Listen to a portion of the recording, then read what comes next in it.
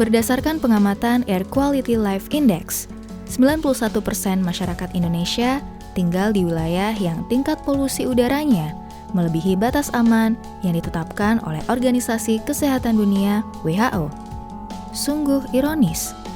Dengan kondisi yang sudah kritis, keberadaan mobil justru sulit sekali dikendalikan. Masyarakat telah hidup bersama kendaraan bermesin layaknya ikan yang hidup dengan air.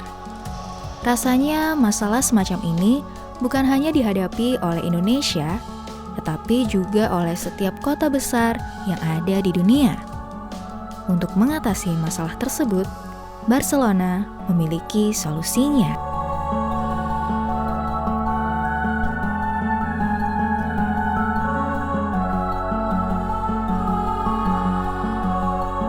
Pada tahun 2014, Barcelona dihadapkan pada permasalahan udara yang sangat serius.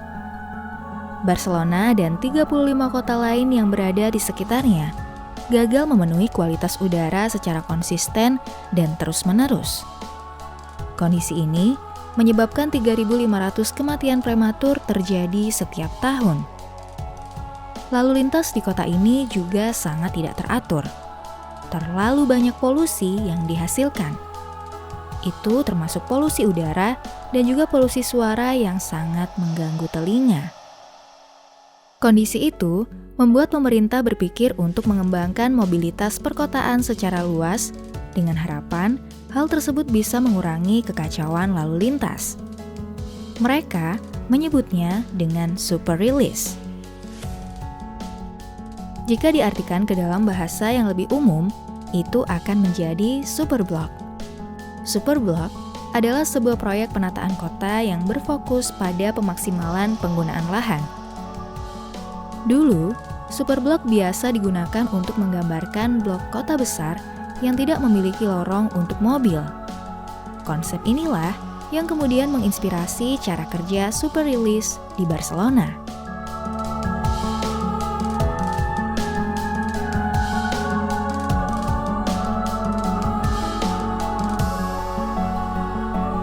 Pembangunan kota dilakukan dengan mengambil 9 blok berbentuk persegi dan menutup jalan di dalam blok tersebut dari aktivitas lalu lintas. Dengan demikian, bus, truk, motor ataupun mobil yang ingin melintas dari kota satu ke kota lainnya haruslah berputar di luar dari blok. Di dalam blok, batas kecepatan maksimal adalah 10 km per jam dengan lokasi parkir yang berada di bawah tanah. Artinya, tidak ada pilihan lain yang bisa dilakukan selain berpergian dengan cara berjalan kaki atau bersepeda.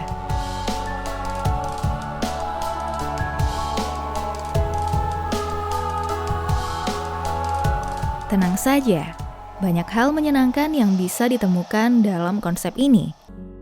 Misalnya saja adanya streetscape yang menyenangkan. Di sana, siapapun bisa bercengkrama tanpa ada rasa khawatir dengan lalu lalang kendaraan.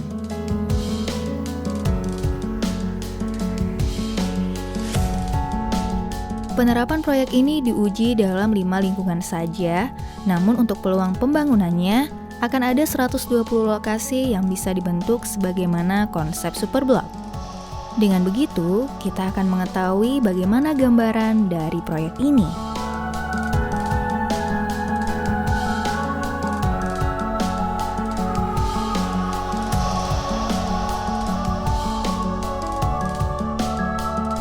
Kota Vitoria-Gasteiz, yang berada di sebelah barat Barcelona, telah menerapkan sistem superblock ini. Desain yang digunakan telah dibuat sejak tahun 2008. Sedangkan untuk superblok utama yang ada di tengah kota, telah meningkatkan jumlah pejalan kaki dengan persentase 45%. Luas wilayah yang digunakan untuk sentral superblok ini mencapai 74%. Kebisingan juga telah menurun dari 66,5 dBA menjadi 61 dBA. Ada yang lebih mengesankan dari semua fakta tadi. Jika sebelumnya pemerintah menyelenggarakan proyek ini karena masalah polusi udara, maka keputusan tersebut bisa dikatakan berhasil.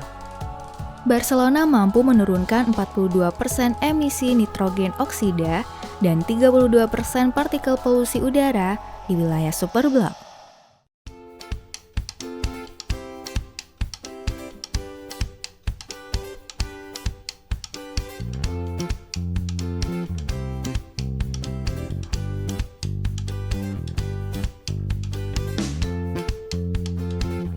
Dan sebuah pemandangan unik terlihat di sepanjang jalan saat orang-orang mulai memilih untuk jalan kaki.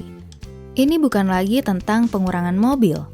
Lebih dari itu, kita melihat bagaimana orang-orang tersebut tetap berjalan dengan sigap sehingga tidak ada pemandangan yang menampakkan penurunan kegiatan ekonomi.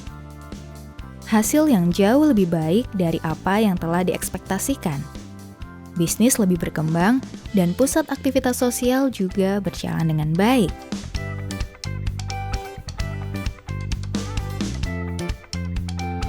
Sekarang muncul pertanyaan sederhana.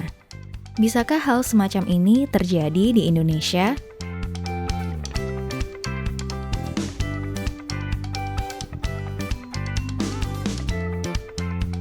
Barcelona memiliki keuntungan yang sangat besar saat memulai langkah awalnya untuk membangun konsep ini.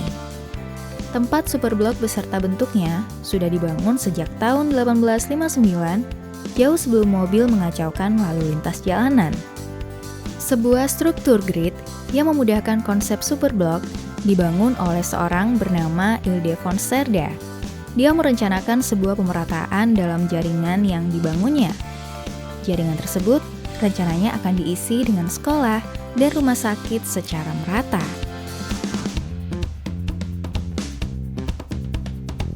Sebenarnya untuk pemerataan semacam itu tidak diperlukan desain yang rumit. Namun desainer superblok kala itu bersikeras bahwa kota memerlukan desain yang lebih dari sederhana. Dengan modal semacam ini, superblok di Barcelona saat ini bisa mengerjakan mega proyeknya di lapisan dan bagian mana saja tanpa harus bersusah payah menata ulang bangunan. Sedangkan di Indonesia, penataan semacam ini perlu kerja yang lebih ekstra.